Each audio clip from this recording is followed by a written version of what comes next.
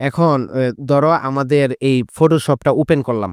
ফটোশপটা open করার পরে আমরা এখান থেকে যেকোনো একটা ছবি আনবো। এই ছবিটা আনলাম। কই ছ এ এখানে নিয়ে আসলাম। এই ছবিটা আনার পর যদি আমরা এই ছবিটার রেজোলিউশন কমাইতে চাই, তাহলে এখানে দেখো ইমেজ আছে। ইমেজে যাওয়ার পরে ইমেজ সাইজ। ইমেজ সাইজে গিয়ে এখান থেকে তোমার ৩০০ আছে। আমরা এখান থেকে যদি ৭২ করে দেই, তাহলে ছবির যে এমবিটা কমবে। যে ১০০ করে দেই, তাহলে কমলো। ৩০০ থাকলে কমবো, ১৫০ থাকলে কমলো, ১০০ যত কম দরকার। ধরো তুমি এটা আমরা এখানে যাই, ফাইলে যাই। ধরো এটা আমরা রাইট বাটন ক্লিক করলাম, করে এখানে প্রপার্টিজ দিলাম। এখানে দেখো ৫৪ সাইজ হইলো এই যে ৫৬। হ্যাঁ, ৫৬ হইলো, এখান থেকে আমি কাটলাম। এখন দেখো যদি আমরা এখান থেকে যদি ৭২ দেই বা ১০০ দেই, ৭২ দিলাম, ৭২টা বুঝবা ভালো। ৭২ দিয়ে এনে দিলাম। এটারে আমরা সেভ এজে দিলাম। কন্ট্রোল শিফট ধরে সেভ এজে গেলাম। এখান থেকে আমরা 2 দিয়ে দিই, হ্যাঁ? নামটা শেষে আমরা বুঝার জন্য। সেভ। এই যে দেখো এখানে আবার সাইজ কমবে। এখানে দেখো মিডিয়াম আছে। আমরা যদি হাই দেই, তাহলে সাইজ আবার বাড়বে। আবার যদি এখানে লো দেই, তাহলে সাইজটা কমবে। আমাদের আসলে মিডিয়াম। আচ্ছা, মিডিয়ামটা রাখলাম। আর যদি বেশি সাইজ কমানোর দরকার হয়, আমরা লো দিমু। দিয়া সেভ দিমু। আচ্ছা, ২ টা সাইজ কমানো যায়। এখানে আমরা গেলাম আবার ডাউনলোডে। যাওয়ার পর এই যে আমরা এটা কিন্তু সেভ দিছি। এখন ২ দিয়া এটা আমরা রাইট বাটন ক্লিক করে প্রপার্টিসে যাইলাম। যাওয়ার পরে এই দেখো ২০ কেবি। আমরা ওইখানে কত আছিল? ৫৬ কেবি। ২০ কেবিতে নাইমা আইসা পড়ছে। বুঝতে পারছো? কিন্তু আমাদের সাইজ কিন্তু এটা সাইজ ৫ ফুট সাইজ করা, ৫ ফুট সাইজই আছে। বুঝাইতে পারছিনি? এই যে দেখো এটা আমাদের ৫ ফুট সাইজ যে এই ছবিটা। এই যে দেখো ইমেজে যাই, ইমেজে যাওয়ার পরে এই দেখো এই ৫ ফুট সাইজ দেওয়া, ৫ ফুট সাইজ দেওয়া ১.৫ বা ৬ আরকি। ১.৬ আরকি। হ্যাঁ? আর এখানে ২। হ্যাঁ, ২ এখানে ২ থাকবে। ২ দিলে এটা আসে আরকি। ওই ৩% কম হয় আরকি। যাই হোক, এটা ওই এখানে এটার সাথে লিঙ্ক আপ করার কারণে, এই যে দেখো লিঙ্ক আপ করার কারণে তুমি যেটা ছবির সাইজ দিবা না, এটার সাথে এটা সামঞ্জস্য রাইখা লাই। তুমি এটা উঠায় দাও, ক্লিকটা উঠায় দিলে এখানে ২ দিবা, এখানে লড়ে না। এখানে ১.৬ দাও, লড়তো না। এরা এখানে লড়ছে, এটা দাও না। দেখছো? আচ্ছা, এখন তোমার এখানে এই সাইজ করলাম, ৫ ফুট সাইজ করলাম, ঠিকই রইছে আমাদের ছবির সাইজটা। কিন্তু আমরা কেবিটা কমাইয়া ফেলছি। কেবির সাইজটা কমাইয়া ফেললাম। কেমনে কমাইলাম? এখান থেকে রেজোলিউশন কমাই দিছি। এখান থেকে রেজোলিউশন কমাই দিছি। এখানে ৩০০ আছিল, আমরা ৭২ দিছি। এটা আমরা কখন করব? যখন অনলাইনে কখনো সাবমিট-টাবমিট করন লাগে, কোনো টেয়া করন লাগে, বা তোমার ধরো পিডিএফ ফাইল করতেছি, বা অনেকগুলা ছবি একসাথে কইরা একসাথে পাঠাইতে চাইতাছি, তখন এই কেবি গুলা আমরা সাইজ কমানো লাগে। নাহলে যায় না বা সাবমিট নেয় না। সেই ক্ষেত্রে আমরা এই রেজোলিউশন কমাবো। বুঝতে পারছো?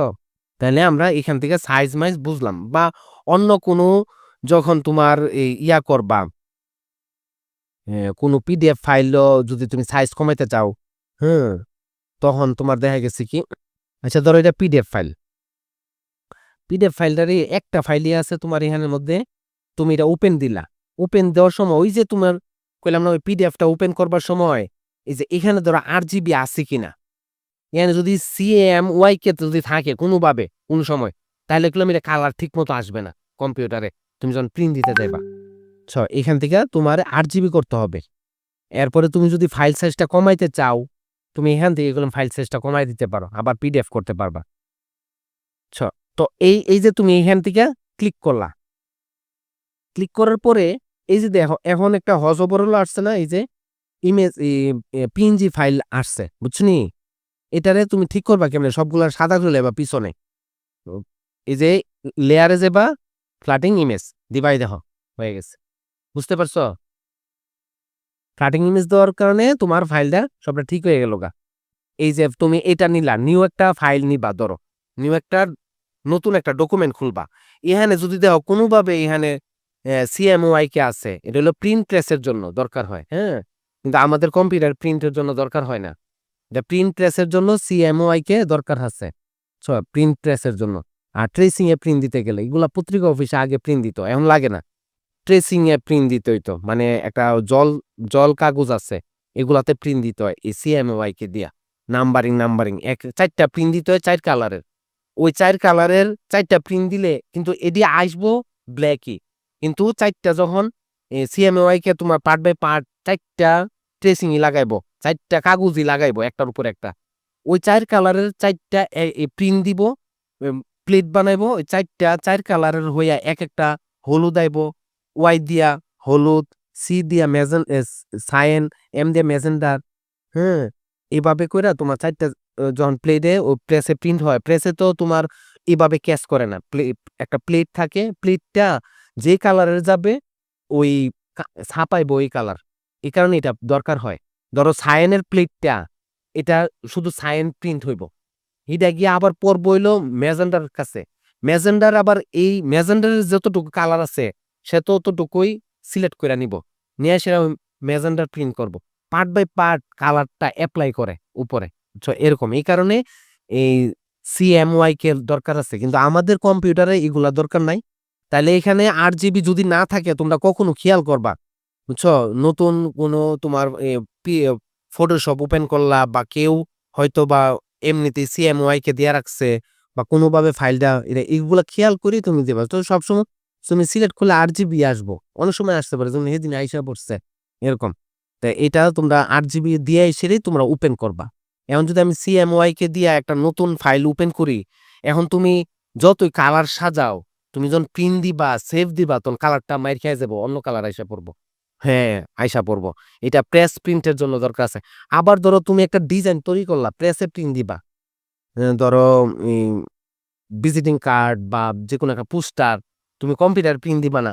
তুমি প্রিন্ট দিবা হইলো প্রেসে। তখন ওই CMYK দিয়া তুমি তৈরি করতে পারো। এরকম।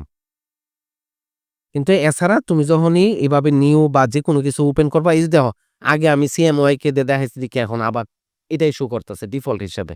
আমরা যখন 8 GB দিয়ে রাখবো 8 GB আসবো। আবার দেখো এখান থেকে আবার এই যে গ্রে স্কেল দিও না। গ্রে স্কেল করলাম, তুমি যতই গ্রে স্কেল দিয়ে একটা পেজ তৈরি করলা, তুমি যদি এই ছবিটা কালার না টাইন্না ধইরা ছাইড়া দাও, সাদা কালো হয়ে যাবে অটোমেটিক। অটোমেটিক এই ছবিটা সাদা কালো হয়ে গেছে গা। দেখো আমি কিন্তু এখানে কিচ্ছু করি নাই। এটা পেজটা খুলবার সময় আমরা এখান থেকে গ্রে স্কেল দিয়ে খুলছিলাম। ছ তো এরকমভাবে তোমরা এইগুলা এই ব্যাপারটা বুঝবা যে কালারের ব্যাপারটা 8 GB দিয়ে আমরা কাজ করতে হবে। আর এখানে রেজোলিউশন কমানো যায় এরকম। তাহলে এই পর্যন্ত এটা দেখে আবার পরে দেখাবো ফটোশপে।